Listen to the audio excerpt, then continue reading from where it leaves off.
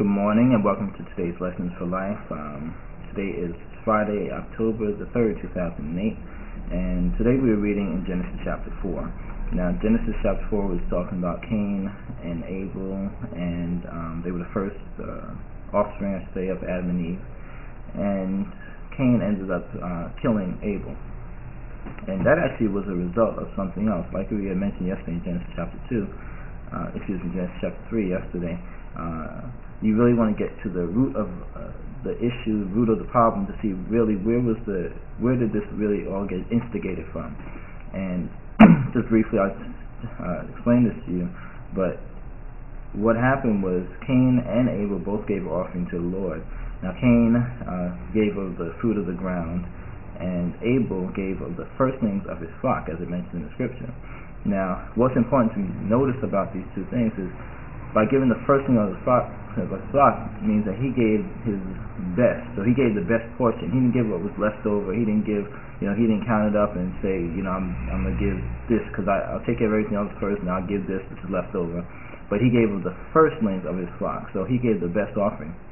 And that's what's a real important lesson for us to learn about when you're giving to, your church or whatever ministry you belong to, or whenever you're giving, anyway, giving to the Lord, then you want to give your best as opposed to just something. And even a lot of times people that are in church, they'll give an offering, and they even make a vow and do things of that nature as well too, but they're not giving their best, and they're just giving out of sometimes they're feeling guilty or whatever, but they're not giving their best, and that's what determines actually what kind of blessing you're going to return from that giving, because every giving is like a seed that's being sown, and if you are sowing your seed and you're not really, you're sowing the worst, not the worst seed, but you're not sowing the best seed, then you're not going to get the best harvest. And even a lot of people going to church, or the people that might not even want to go to church at this point, they say why they don't want to go to church, because they're always asking for money. And that's like one of the greatest things, because when you're in church, you're actually given an opportunity to sow, which is, like I said, sowing a seed. So you're setting yourself up for a blessing. And that's the way I view it when we have offering time. So whenever there's like an opportunity to sow a seed or a vow or something like that, I'm always standing, because I understand there's an opportunity for me to increase.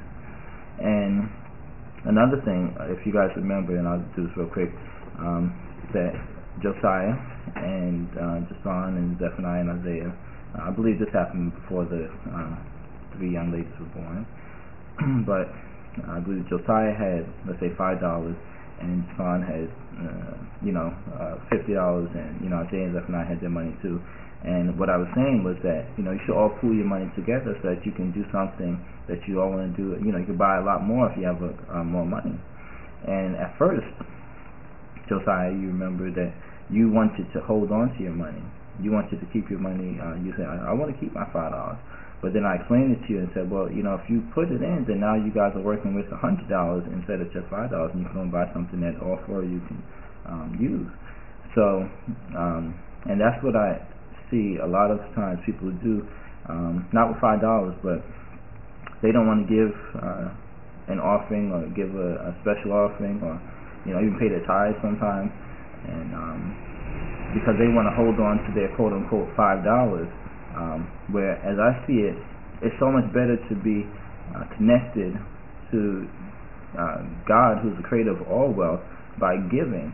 And when you give, and that's how I view every opportunity I have to give. When you give, then you're actually really you feel like you really have a right to everything that your Father created, because now you know that you're connected to Him. So I freely give up my quote unquote $5. It may be $1,000 or $2,000 or $10,000 or whatever. That's really, no matter what number it is, it's still $5 when you consider it against everything that God is the creator of.